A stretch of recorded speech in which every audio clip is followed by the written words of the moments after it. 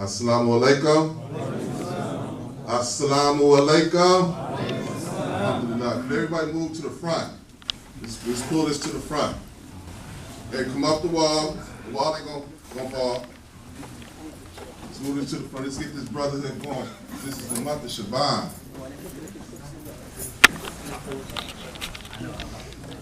Assalamu alaikum, my knee.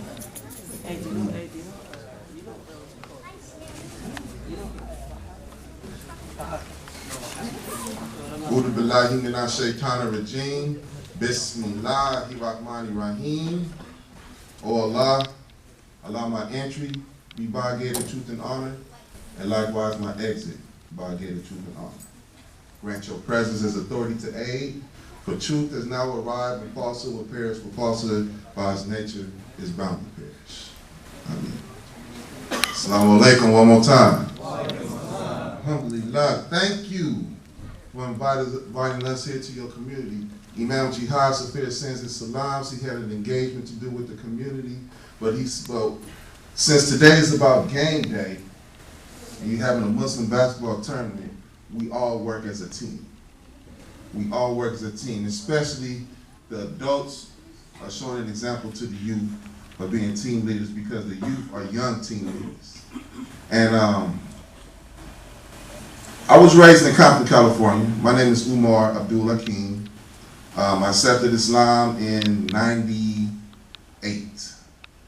And I was on the job, I was a cable technician, and I came into the house. After 9 years on the job, I bumped into a Muslim sister house, Sister Rebecca Smith, and normally, you know, when the cable man comes to your house, he got his boots on. We ain't supposed to take those boots off for nobody, because safety reasons. And I came to Muslim homes before. I would not take these boots off. I said, you gotta give me some shopping bags. So I used to wrap them around. But I came to this particular sister house, and she said, bro, you gotta take your boots off. I looked, Assalamu alaikum. I looked inside her home, decked out. Soon it was like everything. She had cats roaming the floor, and it just humbled me. So this is the first time I took my boots off. So I went into the house, and then on her wall, she had a picture. You've probably seen this family tree from Adam alayhi salam. Then it breaks down to Noah. Then it breaks down to Lut, and it breaks down to Ibrahim. May Allah be pleased with all of them. And I saw this, and I was raised in the Christian church. I was raised as an Episcopal, the altar boy, whole thing. I mean, out loud of the year, whole thing. And I said, what's that picture about? And she said, what? That's right here. I said, yeah. Why Jesus and Moses and Muhammad, and who's Muhammad? Why, sallallahu alayhi wa sallam, why is everybody on the same tree? I couldn't understand it. So she said, brother, they're all related. They're all messengers of Allah. They're all messengers of Allah and all right. So we had a good hour's conversation after I finished the call. Take in hand, this was New Year's Eve. I'm trying to get on home. So I say, sis, I just had my oldest son. My oldest son was just born. Me and his mom was going through it. So I said, what book can I read for discipline? She looked at me, went in the back, came out. I was like, Bismillahir rahmanir rahim, and she gave me my first Quran. And this was the first book that I read in its entirety since the 6th grade. I mean, I read magazines like The Source, or, you know what I'm saying, Essence, or Ebony, or Jet. You know, I read stuff like that, newspaper articles, but I never read a book in its entirety. That was my introduction to education, because I was running from education after I got out of high school. I did not want to go to college. I did not want to go to college. I wasn't thinking about going to college, but when Allah introduced me to reading, Iqra, reading, it reconditioned me to sustain my, to have sustainability in the future, because when you want to teach yourself, and when you want to learn more, you have to read. So Reading is a very, very important component of education, and I was blessed to 6 months later read that book in its entirety. And July 3rd, 1998, I said, Ashhadu alla ilaha illallah, Ashhadu anna Muhammadan abduhu wa rasuluhu. And I stuttered the whole way through. I was just nervous, but that's a little narrative about where I come from. Compton is right next door to Hawthorne. Anytime you need me, I'm right there. Inshallah. I see a lot of my brothers here. I need my brother in the back right there. Dawood is in here. Brother Jihad. Young brother used to play Jihad, right? Jihad used to play basketball with my son. I remember he was this little, so my bro right here. You know, this is a family gathering. So, what you're doing today, Shaban, is the starting of the good, because next month, or later on this month, we're going to be fasting, however you want to look at it. And it's really important that we start this situation off with good.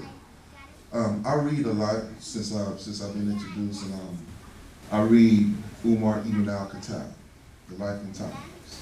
This is a good book about social justice for the youth who would like to know how a Khalifa facilitated his ummah.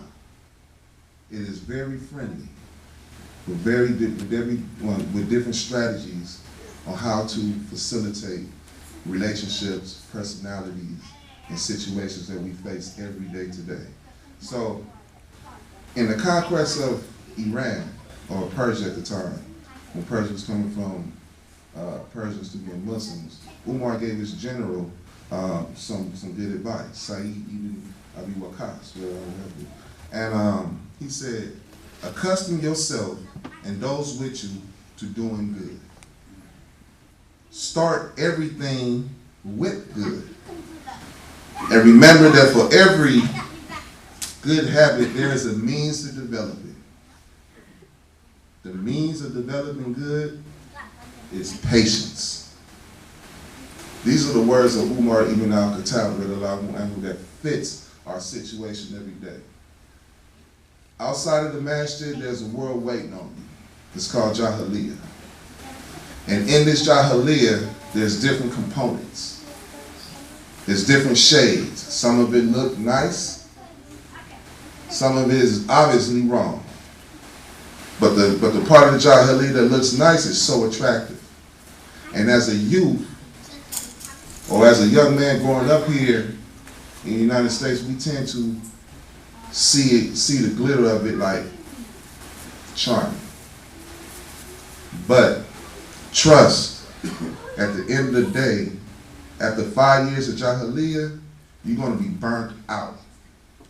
So it's a blessing to have these type of events here in our community that could give us an alternative to Jahiliyyah. Me and my daughter was coming home from the swap meet today, and there was a girl in the corner. She was saying, I'll cut you. All I wanted to do was say hi to him, and he tripped on me, but I'll cut you.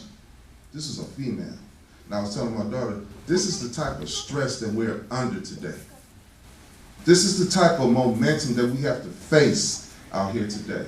My daughter is only 8. You know what I'm saying? So she get tired of me telling her these statements that I sometimes think that's above her head, but hopefully they'll sink in. But what I'm trying to tell you is the stress that's out here as a youth. You're being bombarded through social media, being bombarded through education, being bombarded through, what's the game? Halo. Being bombarded with Call to Duty. Have you noticed in these gangs that are invading Muslim homes? You get more points for shooting a Muslim or a character that's symbolized Islam. You get points for taking out yourself. But what happens? There go one. We do it. We've been bombarded. The youth, parents, please understand, our youth is being bombarded from the safety within your own home. You tell them, go to your room. No problem. They love it. Because you got a laptop, a tablet, and a phone. They open that thing up. Here come the world coming in. Sorry, youth, I have to tell on you. I apologize. I have to tell.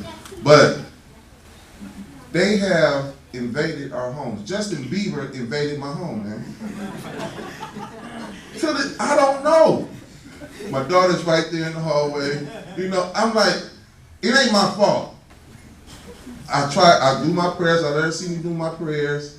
I try everything, but she go to school. All of the other kids are into Justin Bieber because there's not too many Islamic schools close to me that's, you know, in certain situations. My daughter stays in Orange County, but what I'm saying is, it ain't my fault.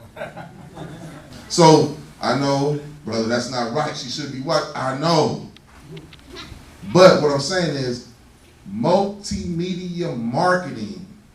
Some of our parents own marketing companies. Some of our parents own companies, and I'm into marketing. This is why the cereal's on the lower shelf. Because they branded it to us. And the young men that's above 18, when you get out of high school and you do not have a vision, what happens? You just wonder. My new company is called Basira. It comes out of the attribute of Al-Bashir, the all-seeing. Basira is when Allah allows you to have insight, using your intellect to internalize things, so to have vision. So this is the name of my new marketing company, a consultancy, Basira.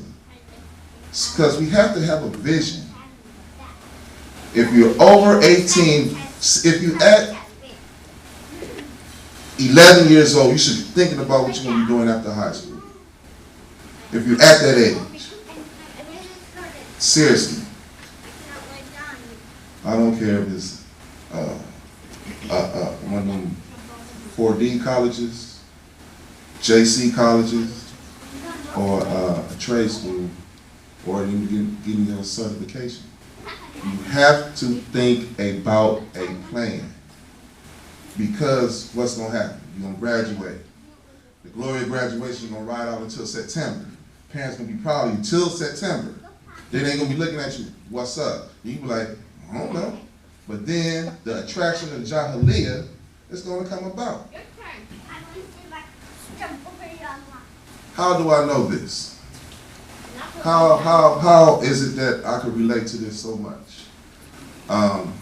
In volume 1, this is volume 2, Umar ibn al-Khattab, he says, the bonds of Islam will be undone by a generation of Muslims who do not know Jahiliyyah. Now, let's internalize that. That don't mean run to it, but we have experienced this. A lot of us have experienced Jahiliyyah. So now you have two things to compare. Umar was, the Prophet sallallahu alaihi wasallam prayed for Umar to come into the game. When Umar came, Umar was a balance of Jahiliyyah coming into the deen. So he knew how to appreciate the deen when he got it. Umar knew how to appreciate coming from seeing somebody get popped as soon as you walk into the building. He knew how to appreciate the deen now. A lot of guys coming out of prison, they appreciate, this is why a lot of Muslims in prison, a lot of men in prison and women are accepting Islam in jail because it's the brightest thing in there. So what I'm telling you is, be aware, be conscious of this world, this component, because a lot reveal it to us for a reason. Jahiliyyah is real. But don't let it take over you. As a youngster, as a young person, you're going to get into certain things. But with these alternatives that's going on here today, this teamwork that they're putting on for you here today, this is a positive alternative. So, who can tell me the first 3 pillars of Islam? A young person. What's your name? Come here. Your name is Saad, and what your name means? You don't know. Come on. Saad is one of the letters in Arabic, right? So that's understandable. Consada is one of those letters that only, is one of those initials that only allow those to meet, correct? Am I right? Okay. So, give me the first three. Salat, Hajj, Raj, The first three pillars? Salat? Zakat, No. Charity. No. The first three. The first three. Now, I don't know if that's how it's being taught here, and if it's being taught that way, I'm not trying to disrespect, but let's start over. The first pillar. Salat, Iman. Raj, Tawheed. Okay, Tawheed. The second one. Zakat, Salat. Salat, That's and the third one. That's the fifth one. The third one is Rajat, Sa'um. Yeah. So we got Salat. Repeat after me. Salat. Salat, No, Imam. Salat. Sa'um. Zakat. And Hajj. Give a man a hand.